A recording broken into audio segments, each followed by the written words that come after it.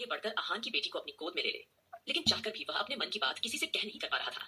आस्था, जो अरमान की फीलिंग को अच्छी तरह समझ रही थी, अब देर न करते हुए उसने उस छोटी बच्ची को अपनी गोद में लिया और सीधा अरमान की गोद में दे दिया और मुस्कुराते हुए अरमान से बोली, बेटी चाहिए थी ना आपको, लीजिए, हो गई, ये रही आपकी बेटी। अब जैसे ही आस्था ने यह कहा, अरमान ने अचानक गहरी नजरों से आस्था की ओर देखा। अरमान ने आईब्रो चढ़ाई और आश्चर्य से सोचा, इस लड़की को कैसे पता चला कि आखिर मेरे मन में क्या चल रहा है। अब अरमान और आस्था दोनों ही मिलकर लाड जताते हुए उस प्यारी सी बच्ची को देख रहे थे, जो कसमसाते हुए अपनी टिमटिमाती हुई आंखों से उन्हें मासूमियत से देख रही थी। आज अरमान को आस्था की नजदीकियां इरिटेट नहीं रही थी। अरमान को यह सोचकर आश्चर्य हुआ कि आखिर मुझे हो क्या गया है, इस लड़की का मेरे पास खड़े रहना मुझे इतना अच्छा क्यों लग रहा है। तभी अचानक वहां अंश के खिलखिलाकर हंसने की आवाज सुनाई दी और उसे हंसता हुआ देखकर सभी लोग मुस्कुरा दिए थे। वहीं आहान, जो अभी तक शब्दों में सिमटा हुआ था, उसके चेहरे पर कोई एक्सप्रेशन नहीं थे। न तो वो हंस रहा था न रो रहा था, बस सिंपल तरीके से एक तक अपनी बेटी को देखे जा रहा था। आहान अब कुछ बोलने की सिचुएशन में नहीं था। आहान का रिएक्शन देखकर रौनक का मन उदासी से भर गया। वह थोड़ा घबरा गई और नम आंखों से मन ही मन सोचने लगी कि आहान को बिल्कुल भी अच्छा नहीं लगा कि उसकी बेटी हुई है। शायद अरमान भाई और टाइगर भाई तरह आहान को भी शुरू से बेटा ही चाहिए था, क्योंकि वो उसे रेसर बनाना चाहता था, उसे बॉक्सिंग कराना चाहता था। रौनक को लग रहा था आहान ने अपने बेटे को लेकर कितने ही सारे सपने देखे थे, वो सपने आज उसकी बेटी पैदा होने से टूट गए हैं।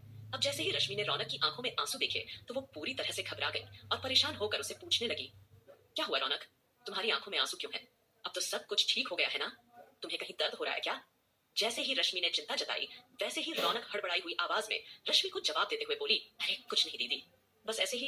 लेकिन आस्था को रौनक का इस तरह से रोना खटक गया था। वही नानी माँ, जो इस वक्त टाइगर और मारिया के साथ थी, वो उनके बेटे को गोद में लेकर लाड जताते हुए बहुत प्यार से निहार रही थी, क्योंकि टाइगर और मारिया का बेटा एकदम फॉरेनर जैसा हुआ था, बेहद खूबसूरत, गोल मटोल, भूरे बालों वाला। इस तरह का बच्चा देखकर नानी माँ को बहुत अच्छा लग रहा था और वो एक्साइटेड होकर बोलती है, मारिया बेटी, तुम कितनी सुंदर हो और तुम्हारा बच्चा तो तुमसे भी ज्यादा सुंदर है। मुझे तो यकीन ही नहीं हो रहा, ये बच्चा कितना प्यारा है। ये बोलकर नानी माँ बार बार उस बच्चे की बलाइयां ले रही थी। वही टाइगर के चेहरे पर भी आज छोटी सी मुस्कुराहट थी। बाप बनने के बाद उसके दिल को अजीब सा सुकून मिल रहा था। दादाजी, अभिमान जी और बाकी सभी लोग काफी ज्यादा खुश नजर आ रहे थे। सबकी आंखों में खुशी की जबरदस्त चमक थी। वहीं ध्रुव, आकाश, सुमित आगे बढ़कर टाइगर और आहान को बार बार गले लगाकर मुबारकबाद दे रहे थे। हंसी खुशी के इस माहौल के बाद सभी लोगों ने घर जाने का डिसीजन लिया।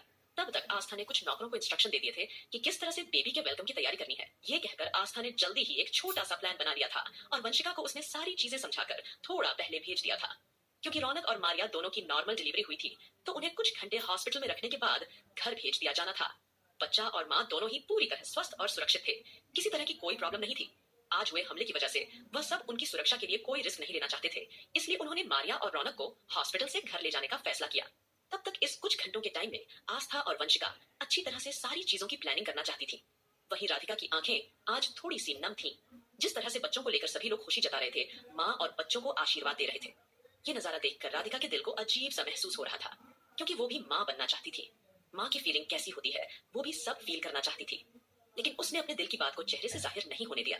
वही सुमित बच्चे के लिए अभी तैयार नहीं था। उन दोनों के बीच अक्सर इस बात को लेकर झगड़ा हुआ करता था, क्योंकि सुमित को बच्चा ही नहीं चाहिए था। फिलहाल राधिका ने आंखें बंद करके खुद को शांत किया। उसका मन आज रौनक और मारिया के लिए बेहद खुश था। अपनी आंखों में खुशी की चमक लिए वह चाहत भरी नजरों से बच्चों को निहार रही थी। सुमित ने तिरछी नजरों से राधिका की आंखों में आए आंसुओं को देख लिया था, लेकिन उसने उसे पूरी तरह से इग्नोर कर दिया। फिलहाल नानी माँ बच्चों के नाक, कान, गला बड़े ही प्यार से अच्छे से चेक करने लगती है। वो अपने बड़े होने का पूरा फर्ज निभा रही थी। बच्चों में कहीं कोई प्रॉब्लम तो नहीं है। सब कुछ अच्छे से चेक करने के बाद नानी माँ ने बच्चों को नहलाकर अच्छे से कपड़े पहनवा दिए थे। उन्होंने अपना फर्ज बहुत अच्छी तरह से निभाया था। वही आहान ने तो जैसे चुप्पी साध ली थी। थोड़ी देर पहले बच्चों को लेकर वह कितना ज्यादा एक्साइटेड था, उसका एक्साइटमेंट सब खत्म सा हो गया था। न वो कुछ बोल पा रहा था, न अपनी फीलिंग एक्सप्रेस कर पा रहा था। आहान की चुप्पी भांपते हुए आस्था ने उसे सवालिया नजरों से देखा, फिर उसने रौनक की ओर तिरछी नजरों से देखा। वह जानती थी ये सही वक्त नहीं था उनसे कोई सवाल करने का। उसने बच्ची को अरमान की गोद से लेकर एक बार फिर रौनक के बराबर में लिटा दिया था। वहीं आहान अपनी बेटी को दोबारा गहरी नजरों से एक टक देखने लगता है। एक बार फिर वहां अंश के खिलखिलाकर हंसने की आवाज आने लगी। उन दो छोटे छोटे बच्चों को देखकर अंश काफी खुश हो रहा था। कोई भी बच्चा भले कितना छोटा हो, पर दूसरे बच्चों को देखकर वह और भी ज्यादा एक्साइटेड हो जाता है।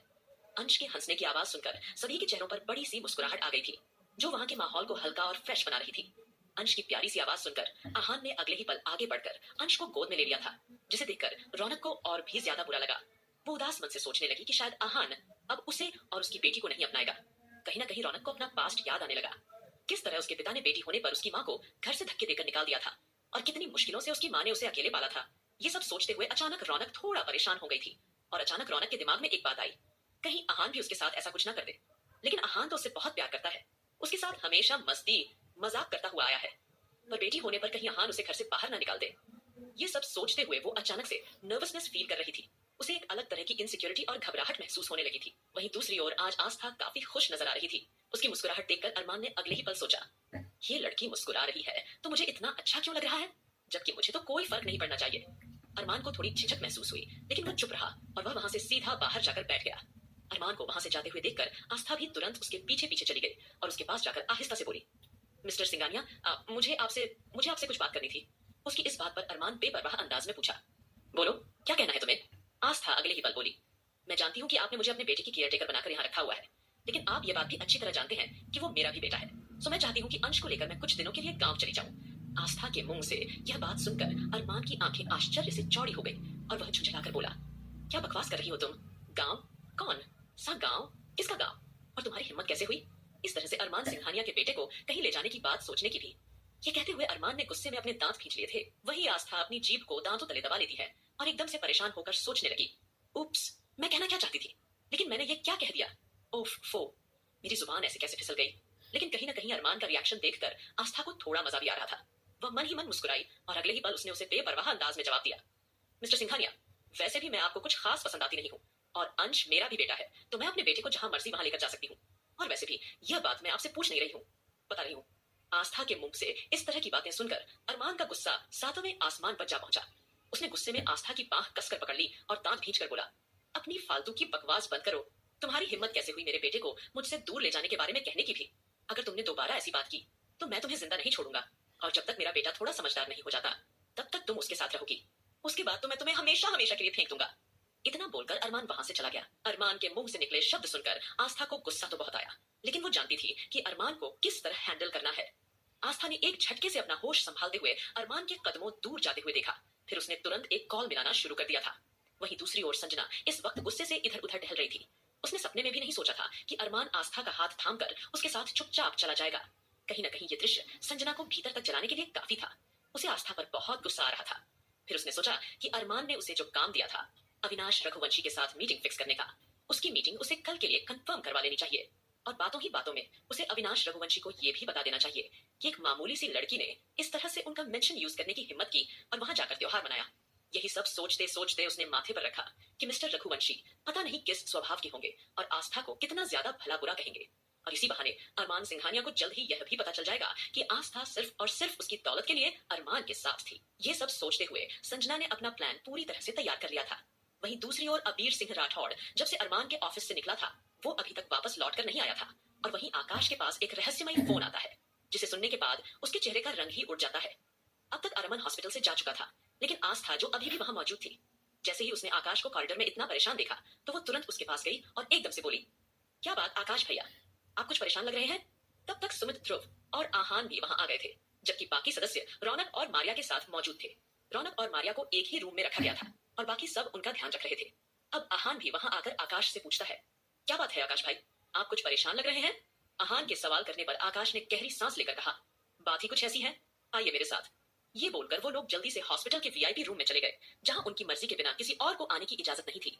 फिलहाल वहां जाकर आकाश ने सब लोगों को एक नजर देखा और बोलना शुरू किया, अबीर सिंह राठौड़ बर्बाद हो चुका है।